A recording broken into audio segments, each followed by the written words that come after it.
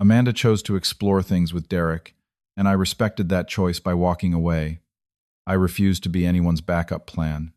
Fresh starts are not running away, they are running towards something better. Leaving Denver was not an escape. It was an intentional choice to build a life I actually wanted to live, and closure comes from within, not from them. I did not need Amanda to apologize or explain. I created my own closure by taking action, by making choices, by building something new. The same look she put on my face when she walked out for another man. Before I take you through what happened that day and how everything unfolded, I would love to know where you are watching from. Drop your city or country in the comments below, and hit that like button if you have ever had someone walk back into your life after they destroyed it. Make sure to subscribe because this story takes a turn nobody saw coming, including me. Trust me, you will want to hear how this ends. Let me take you back to where it all began, back when I thought my marriage was unbreakable. Amanda and I had been married for 4 years when everything fell apart. We met in college during our junior year, both of us studying at Portland State University. She was in marketing, I was working toward my degree in software engineering. We fell hard and fast, the kind of love that made friends roll their eyes at how inseparable we were. After graduation, we moved into a small apartment on the outskirts of Portland. Nothing fancy, but it was ours. I landed a solid job as a software engineer at a tech startup, pulling in decent money. Amanda worked for a small fashion marketing company downtown. We were building a life together, or so I thought. Our evenings were simple but beautiful. We would cook dinner together, trying new recipes we found online, laughing when things went wrong. On weekends, we would drive out to Mount Hood or the Columbia River Gorge hiking trails and taking pictures. Amanda loved capturing sunsets. I loved watching her get lost in those moments, her face glowing with pure joy. On our 3rd wedding anniversary, we went to Cannon Beach. As we walked along the shore, waves crashing around us, she stopped, looked at me with those green eyes I had fallen for, and said, "You are my forever, Ernesto." I believed her with every fiber of my being. I wore that promise like armor, convinced nothing could ever break us. But around 6 months before everything collapsed, things started shifting. Small things at first easy to dismiss. Amanda began working late more frequently. 3 nights a week turned into 5. When I asked about it, she would smile tiredly and say the company had landed a huge campaign and everyone was putting in extra hours. I trusted her completely, so I never questioned it further. Her phone habits changed too. She started keeping it face down on the table, changed her passcode without mentioning it. When I would walk into a room, she would quickly close whatever she was looking at on her screen. One night I woke up at 2 in the morning to find her side of the bed empty. I found her in the bathroom door cracked open, texting someone. When I asked who needed her attention at that hour, she said it was her boss sending urgent emails about a client presentation. It sounded reasonable enough. I was sitting in Brewhaven, fingers intertwined with Sophia's across the small wooden table, sunlight streaming through the window, warming my face. For the first time in over a year, I felt genuinely happy. The coffee was perfect, her laugh was contagious, and life finally made sense again. Then I saw her, Amanda, my ex-wife, standing outside the glass window, staring at us with a look I knew too well, because I had worn it myself not long ago. Pure devastation. I kept telling myself that lie, because facing the alternative was too terrifying. 2 months later, Amanda asked if she could go on a business trip to Seattle for 3 days. Something about meeting potential partners for an expansion project. I found it strange since her company did not have any branches there, but she explained it was exploratory, a chance to network. She left on a Thursday morning, kissing my cheek before heading out the door with her suitcase. That first night, I could not sleep. An uneasy feeling gnawed at my gut, something primal that I tried to ignore. The next morning, I checked our shared credit card statement online. Something I rarely did since we trusted each other with finances. There it was, a charge from a high-end steakhouse in Seattle, $320 for 2 people. My heart started racing as I looked at the itemized receipt I pulled up. 2 glasses of Cabernet Sauvignon, 1 filet mignon medium rare, 1 seared salmon, shared chocolate lava cake. That last item made my stomach drop. Amanda hated sharing desserts. She always said it was unsanitary. But more than that, the steak was ordered medium rare. Amanda only ate meat cooked well done. She was particular about it, almost obsessive. I called her immediately, trying to keep my voice steady. She answered cheerfully, too cheerfully. I asked how the meetings were going. She said great, that she was just finishing dinner with a potential female client. I asked what she ate. She paused for half a second too long before saying, grilled chicken. I did not confront her. I just said I hoped the rest of her trip went well and hung up. I sat alone in our kitchen that night, the house silent except for the hum of the refrigerator. I looked down at my wedding ring, twisting it around my finger. A feeling of dread washed over me, cold and heavy. Something was breaking slowly, like ice cracking under weight. I just did not want to admit it yet. The week after Amanda returned from Seattle, things felt even more distant between us. She barely made eye contact during conversations. When I tried to initiate any kind of intimacy, she would claim exhaustion or a headache. One evening, she came home late again, around 9:30 at night. As she walked past me to hang her coat, I smelled it. Cologne. A woody, expensive scent that definitely was not mine. I used a fresh, citrus-based deodorant. This was something rich and masculine clinging to her blazer. I could not hold it in anymore. Are you seeing someone else? The words came out harsher than I intended, but the weight of weeks of suspicion finally broke through. Amanda's face went pale, then red. Then she looked at me with such offense, such wounded pride, that I almost apologized. How could you accuse me of that, Ernesto? After everything we have been through together, tears welled up in her eyes. She told me I was being paranoid, that work stress was making me imagine things that were not there. She turned it around on me, saying my lack of trust was damaging our marriage. We had our first real fight that night, voices raised, accusations flying. By the end of it, I felt like the villain. I apologized for doubting her. She went to bed without another word. The next 2 days were silent. We moved around each other like strangers sharing an apartment. She slept facing away from me. I stared at the ceiling, wondering if I was losing my mind. That Friday, my company gave everyone an unexpected half-day due to a system upgrade. I decided to head home early, maybe surprise Amanda with flowers, try to fix whatever was broken between us. As I turned onto our street around 2 in the afternoon, I noticed a black sedan parked in front of our building. The physical distance grew too. She stopped reaching for my hand when we walked together, something she had always done since our first date. Her kisses became quick pecks, void of the warmth they once held. When we sat on the couch watching television, she would choose the armchair, instead scrolling through her phone. I told myself she was stressed. Marriage has its seasons, right? Ups and downs. This was just a rough patch. We would get through it like we always did. Their hands were intertwined on the cushion between them. 2 wine glasses sat on the coffee table, half empty. He was leaning toward her, smiling his free hand, reaching up to brush a strand of hair from her face. She was laughing at something he said. Her whole face lit up in a way I had not seen in months. Time stopped. 3 full seconds of frozen silence where nobody moved. Then Amanda turned her head and saw me standing in the doorway. The color drained from her face instantly. The man, who I would later learn was named Derek, stood up slowly. He did not look embarrassed or guilty. He looked annoyed, like I was an inconvenience interrupting his afternoon. Amanda stood too, her voice shaking. Ernesto, I can explain. But I did not need an explanation. The scene in front of me said everything. That night, after Derek left without so much as an apology, just a condescending nod in my direction, Amanda and I sat at the kitchen table. The same table where we had eaten breakfast that morning, where I had kissed her goodbye before work just like normal. She confessed everything. She had been seeing Derek for 4 months. 4 months, 1/3 of an entire year. He was the CEO of a corporate consulting firm, a client of her marketing company. They met during a pitch meeting.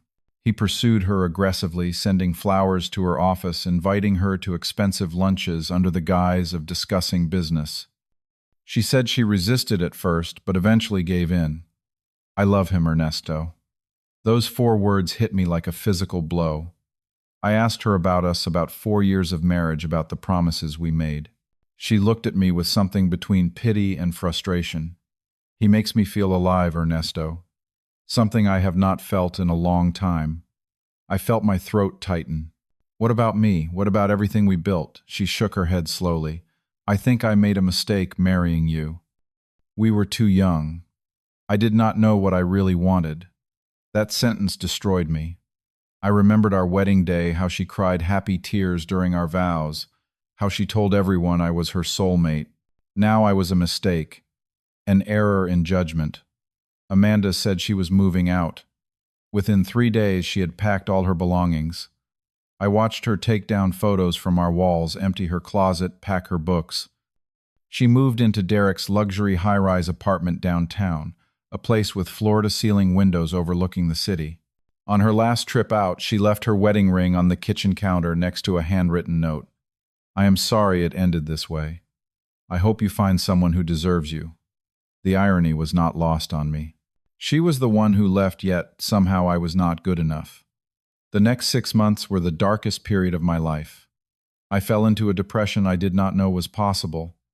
I stopped seeing friends, ignored calls from my family, and turned down every invitation. Lucas, my best friend since high school, tried repeatedly to pull me out of it, but I refused. I threw myself into work, staying at the office until 9 or 10 at night, coding until my eyes burned. Anything to avoid going home to that empty apartment filled with ghosts of a life that no longer existed. The worst part was social media. I know it was toxic, but I could not stop myself from checking Amanda's profiles. She had not blocked me, maybe out of carelessness, or maybe she wanted me to see. There were photos of her and Derek on a yacht in the San Juan Islands, dinner at a Michelin-starred restaurant, a weekend trip to Hawaii, where they stayed at a resort that cost more per night than my monthly rent. In every photo, Amanda looked radiant, glowing, happier than I ever remembered her being with me. Meanwhile, I was withering away. I lost 15 pounds without trying. I stopped shaving regularly. My eyes developed permanent dark circles. One night I looked at myself in the bathroom mirror and barely recognized the man staring back. I looked like a ghost of who I used to be. Lucas finally cornered me one Saturday morning, showing up at my apartment unannounced with coffee and bagels. He took one look at me and shook his head. Man, you cannot let her win like this. You need to move on. I told him I did not know how. He said the first step was stopping the self-destruction. Easier said than done when every part of my life reminded me of what I lost. Then one morning, about 8 months after Amanda left, I woke up to a notification on my phone. Despite deleting most of my social media apps, I still had Facebook installed. The notification was from a mutual friend's post. I clicked it without thinking. There on my screen was a photo that made my blood run cold. Derek was on one knee on a beach in Malibu holding up a ring box. Amanda had her hands over her mouth, tears streaming down her face. The caption read, "She said yes, cannot wait to marry my best friend." The ring was enormous, a diamond that probably cost more than my car. Comments poured in with congratulations and heart emojis. That was it. That was the moment something inside me snapped. Not with rage or bitterness, but with clarity. I sat up in bed and asked myself a question I should have asked months ago. Why am I still giving her power over my life? She moved on. She was engaged, living her best life with someone else. And here I was, rotting away in an apartment, mourning a woman who clearly did not mourn me. What was I doing? I deleted every social media app from my phone right there, all of them. Instagram, Facebook, Twitter, everything. Then I called Lucas. I need your help. I need to become myself again.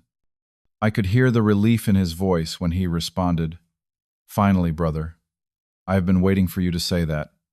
He picked me up an hour later and drove me straight to the gym he had been attending. That first day was humiliating. I could barely run half a mile on the treadmill before my lungs felt like they were on fire.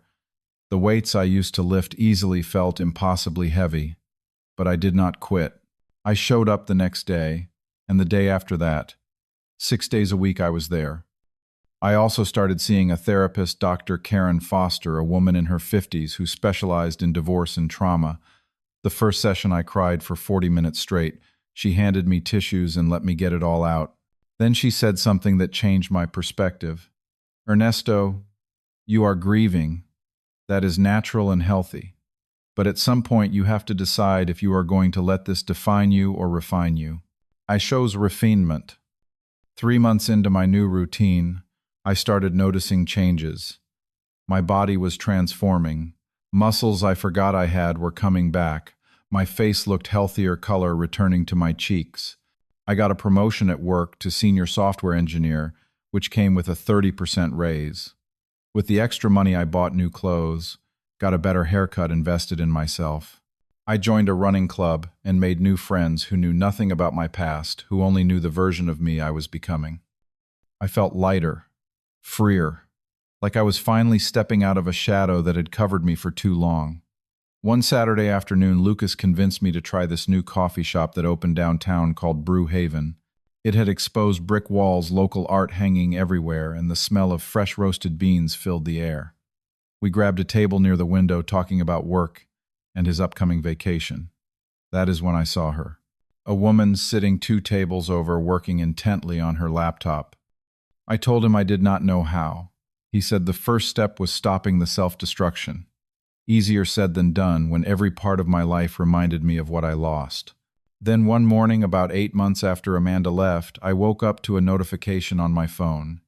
Despite deleting most of my social media apps, I still had Facebook installed. The notification was from a mutual friend's post. I clicked it without thinking. There on my screen was a photo that made my blood run cold. It is just coffee. No harm done. I grabbed napkins from the dispenser and helped her clean up the mess. As we wiped down her table, we started talking. Her name was Sophia.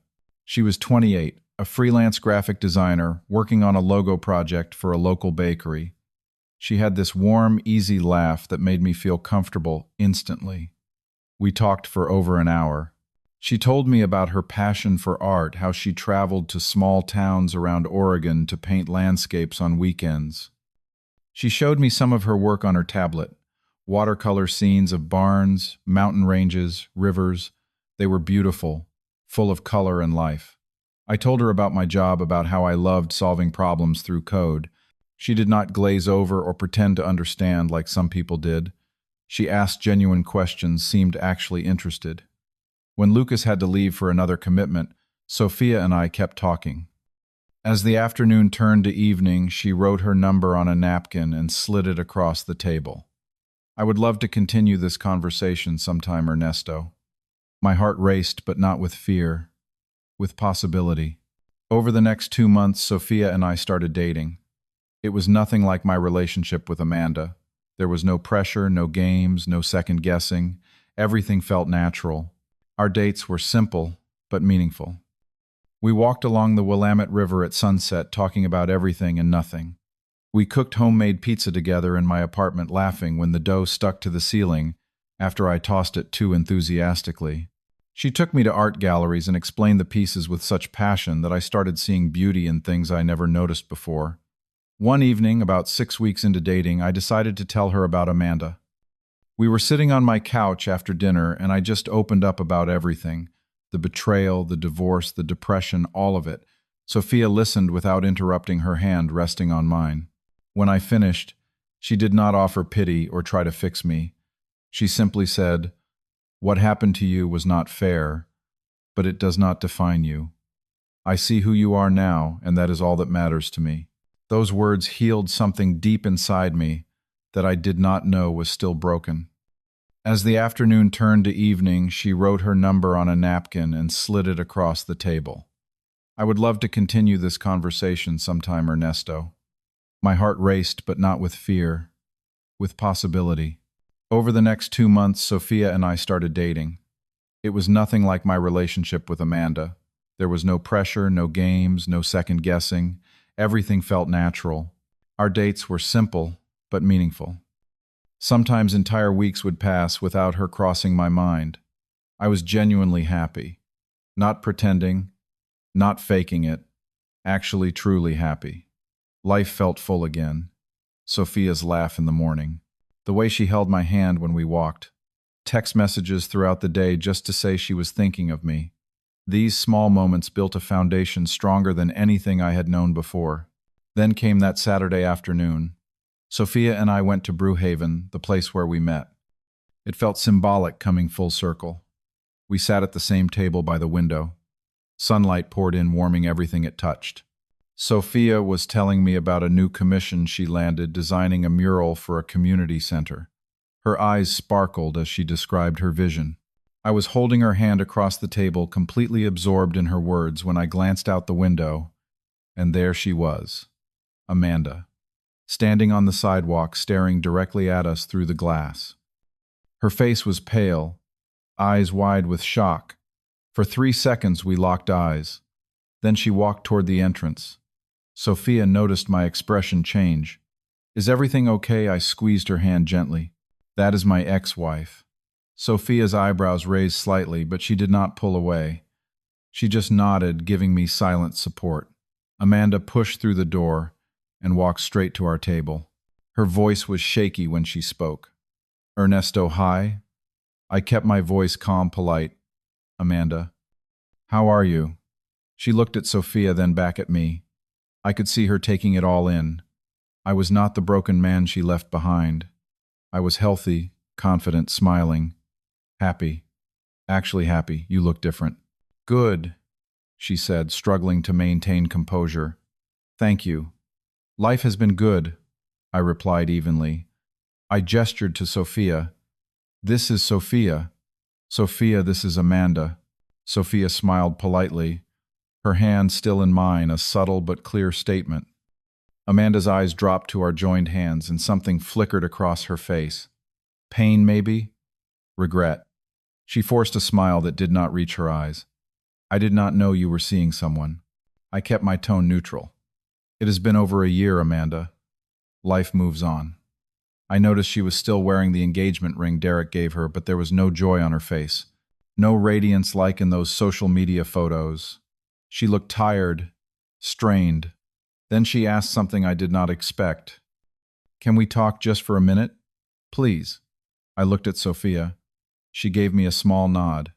"I will be right here," she said softly. I stood and followed Amanda outside to the small patio area in front of the cafe. The cool air hit us as we stepped outside. Amanda wrapped her arms around herself, even though it was not particularly cold. She looked at the ground for a moment before speaking. "I made a mistake, Ernesto." I kept my expression neutral. "What do you mean?" She took a shaky breath. "Derek is not who I thought he was. He is controlling. He decides who I can see, where I can go. He cares more about appearances than anything real. Every dinner, every trip, it was all for his image. For social media. For impressing his business partners. There is no real connection." She continued, words spilling out faster now. "I wanted to start a freelance blog about fashion and lifestyle. Something creative that was mine. Can we talk just for a minute? Please." I looked at Sophia. She gave me a small nod. "I will be right here," she said softly. I stood and followed Amanda outside to the small patio area in front of the cafe. The cool air hit us as we stepped outside. Amanda wrapped her arms around herself, even though it was not particularly cold. She looked at the ground for a moment before speaking. "I made a mistake, Ernesto." I kept my expression neutral. "What do you mean?" She took a shaky breath. "Is there any chance we could try again?" The question hung in the air between us. A year ago, 6 months ago, maybe even 3 months ago, I might have said yes. I might have taken her back because I still believed she was my person, my forever. But standing there looking at her tear-streaked face, I felt nothing but calm certainty. I gently pulled my hand away. "Amanda, I appreciate your honesty. But the answer is no." Her face crumpled. "What but I just told you?" I interrupted her, keeping my voice kind but firm. "You made your choice. You said marrying me was a mistake. And you know what? You were right." She looked stunned. "No, I did not mean," I continued, "because staying in a marriage where I was not enough would have been the real mistake. I spent 6 months blaming myself, wondering what I did wrong. I lost weight.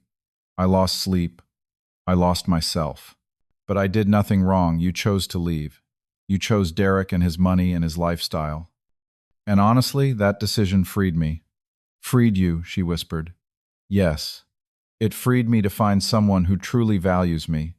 Someone who does not need luxury vacations or expensive restaurants to be happy. Someone who actually sees me and chooses me every single day. Amanda was crying openly now. Ernesto, please. I know I hurt you, but we had something special. I shook my head. We had something. Past tense. But what I have now with Sophia is better because it is built on honesty and mutual respect. She did not choose me because I was convenient or because I fit some image she wanted. She chose me because of who I am. But I love you, Amanda said desperately. Maybe you do. Maybe you are just scared because things with Derek are not working out. Either way, it does not change anything. I have moved on. I am happy. For the first time in over a year, I wake up excited about my day. I do not spend nights wondering if I am enough. I know I am. And I found someone who knows it too. Amanda wrapped her arms around herself tighter, sobbing quietly. I am sorry. I am so sorry. I felt a flicker of sympathy, but it did not change my resolve. I hope you find happiness, Amanda. I really do. But it will not be with me. Take care of yourself. I turned and walked back into the cafe, leaving her standing alone on the patio. When I sat back down next to Sophia, she searched my face. Are you okay? I took her hand in both of mine and smiled. I am more than okay. I am free. Through the window, I watched Amanda walk away, her shoulders shaking. And I felt nothing but peace. No anger. No pain, no regret, just pure, uncomplicated peace. 2 months later, Lucas told me through a mutual friend that Amanda had called off her engagement to Derek. She moved back in with her parents across town. The glamorous life she posted about online had crumbled. But I did not feel satisfaction or vindication hearing that news. I did not feel anything at all because she was no longer part of my story. My life had moved forward in the best possible way. Sophia moved into my apartment. We adopted a dog together, a golden retriever we named Copper. Our mornings were filled with coffee laughter walks with Copper through the park. We talked about the future openly without fear. Building a life together, maybe buying a house, traveling to places we both wanted to see. One night as we were lying in bed, Copper snoring at our feet, Sophia turned to me. Do you ever think about her? I considered the question honestly. Sometimes, but not with pain anymore. She taught me what I do not want in a relationship, and that led me to exactly what I do want, you. Sophia kissed my forehead. I am glad she was stupid enough to let you go. Her loss is definitely my gain. I pulled her closer, feeling genuinely grateful for the first time since this whole nightmare began. Betrayal feels like the end of the world when you are in the middle of it, like everything you believed in was a lie. But sometimes it is just the beginning of a better chapter you could not have written if the old one had not ended. The best revenge is not bitterness or anger. It is building a life so genuinely fulfilling that you forget why you wanted revenge in the first place. When someone shows you who they really are, believe them the first time, and when they leave, let them go. Because the right person will stay. They will choose you on your worst days and celebrate you on your best. I used to think Amanda leaving destroyed me. Now I understand it freed me. It forced me to rebuild myself into someone stronger, more self-aware, more grateful for authentic love. And that, ironically, is the greatest gift she ever gave me. I do not spend nights wondering if I am enough. I know I am. And I found someone who knows it too. Amanda wrapped her arms around herself tighter, sobbing quietly. I am sorry. I am so sorry. I felt a flicker of sympathy, but it did not change my resolve. I hope you find happiness, Amanda. I really do. But it will not be with me. Take care of yourself. I turned and walked back into the cafe, leaving her standing alone on the patio. When I sat back down next to Sophia, she searched my face. Have you ever had someone come back into your life after they hurt you? How did you handle it? Drop your story in the comments below because I would love to hear how others have navigated similar situations. If this story resonated with you or gave you hope that healing is possible, please hit that like button. And if you are not subscribed yet, make sure you subscribe and turn on notifications so you never miss stories like this one. Share this with someone who needs to hear that life gets better after heartbreak. Thank you so much for listening to my story. I hope it reminded you that your worth is not determined by who stays or who leaves. You are enough exactly as you are. Wishing you all peace, healing, and the kind of love that chooses you every single day.